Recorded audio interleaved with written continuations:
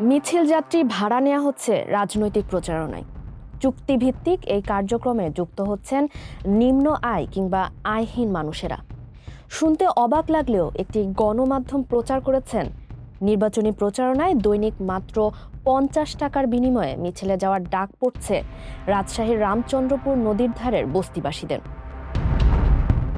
তারা দীর্ঘদিন ধরে যে কোনো দল টাকা দিলেই মিছিলে যান এবং এ নিয়ে নেই কোনো লুকোচুরি।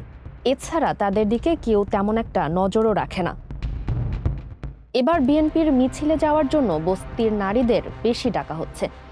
গত নির্বাচনে মিছিলে গেলেই মানুষ 100 টাকা করে পেয়েছে, তবে এবারের মিছিলে লোক বেশি হয়ে যাওয়ায় বরাদ্দ কমিয়ে 40 টাকা করে দেয়া হচ্ছে এবং তাও একসঙ্গে দেওয়া হচ্ছে না, একদিন হাতে রেখে আগের দিনেরটা দেওয়া হয়।